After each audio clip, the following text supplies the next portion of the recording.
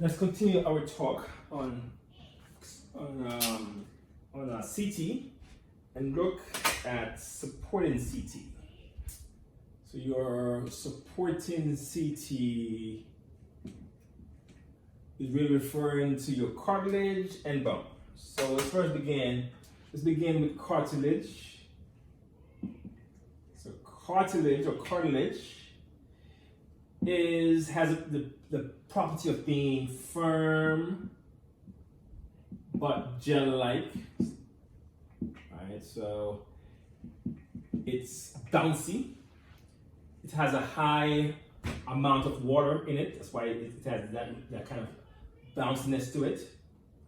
It is avascular, meaning no blood vessels there. This is why it's hard for cartilage to repair itself. Once it's broken, it kind of stays that way, stays damaged.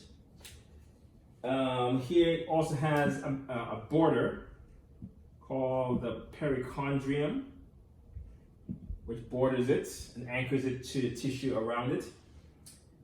And you have lacunae, cave-like structures that house the cells with your chondrocytes. So there are three forms of cartilage.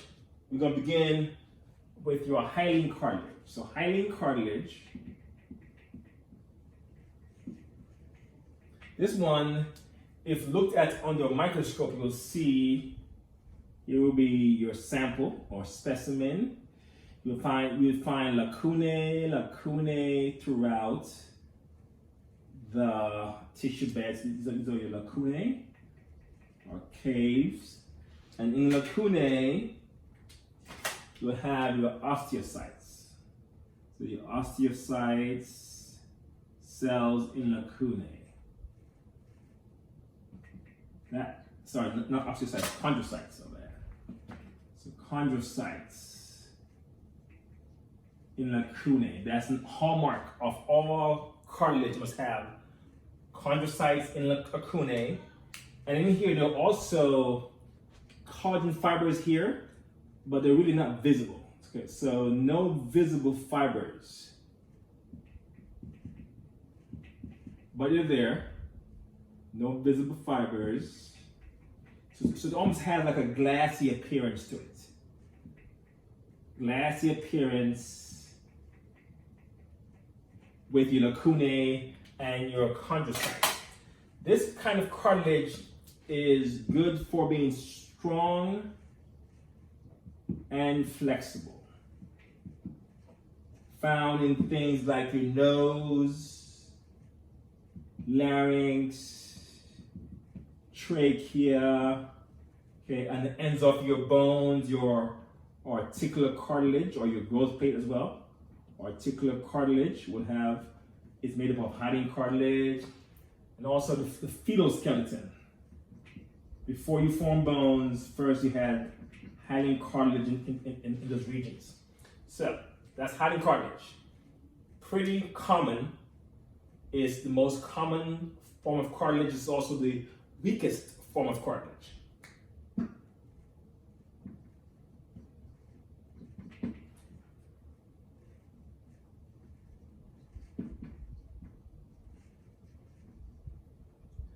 Let's next look at elastic cartilage.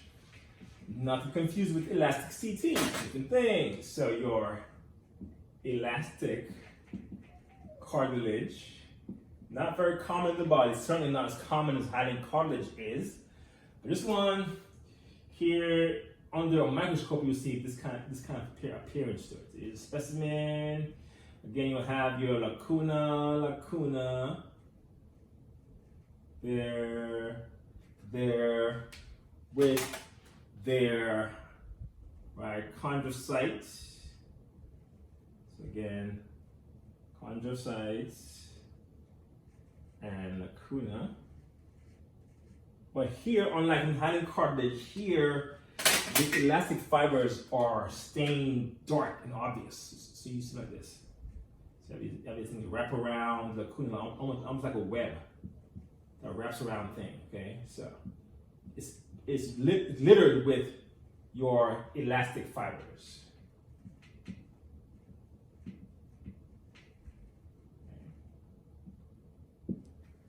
So that's the appearance.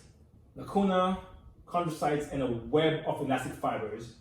This form of cartilage is present in the ear, pinna of the ear, or auricle, as well as in the epiglottis. I think those are probably the only two spots where you find that inside the body, okay? And this one is for high flexibility, very resilient. You can twist it, and you can do that and come back in place. So that is your elastic cartilage. And then the third type of cartilage we have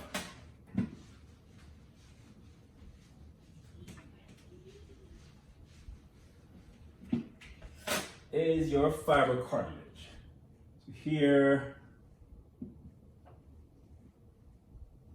fiber cartilage. This one, the first two, elastic cartilage and hyaline cartilage, have a border. We're called the perichondrium. So they both have a perichondrium.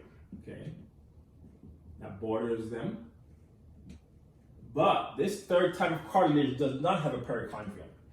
So here, it kind of blends into the tissue without any great border to it.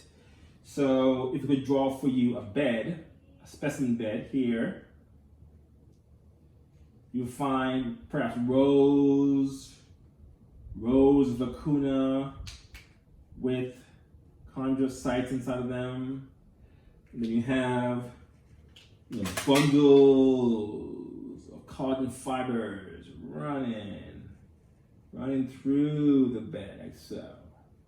Okay, and this one,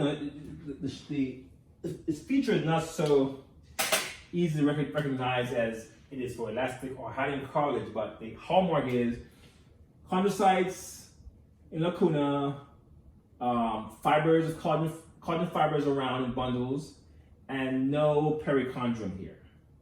So no perichondrium in fiber cartilage. This form of cartilage, the collagen fibers,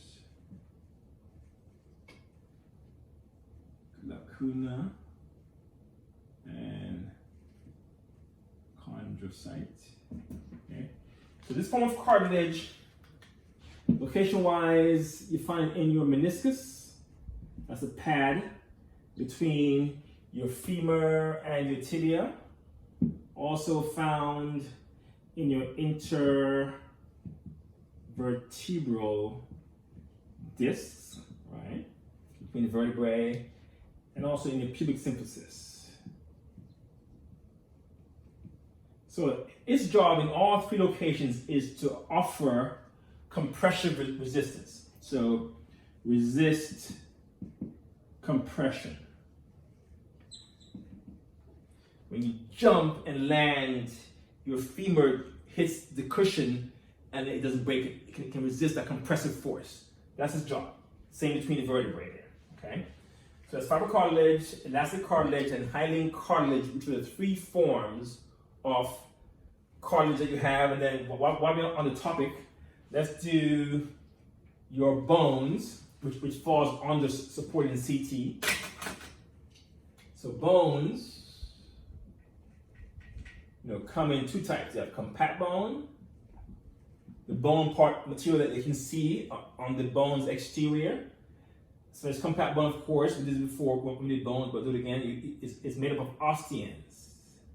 Right, osteins. We have parallel lamella, the lamella. This is your central canal. Okay. These are your canaliculi that go out, radiate out. Then you have your lacuna, lacuna with osteocytes. Here's an osteocyte. Before you had chondrocyte, now you have osteocytes in lacuna.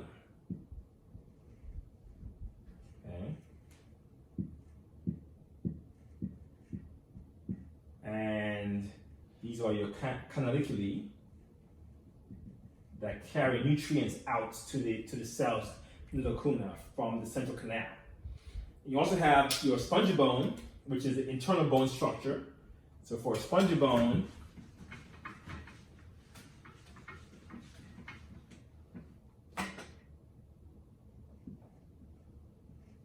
here the structure is similar in some way, where you have now, here you had your concentric lamella here, where they were around a common hole. Here there is no hole in the middle. There's nothing there. It's bone tissue, bone itself, solid bone.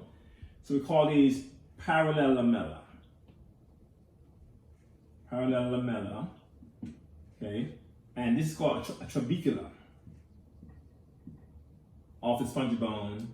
And of course, you still have your osteocytes in lacuna. That's always there. Okay. But no central canal there, and also no canaliculi. Here, blood, these bones typically are washed over by blood off the bone marrow. So they don't need this kind of architecture to bring stuff around. So spongy bone made up of trabecula, which is at the microstructure level has parallel lamella, and here the osteum make up the compact bone. So that's bone tissue again, and this of course is used for support, right? Just to support the frame, right? Also attach muscles to it. Okay. All right, we'll pause there.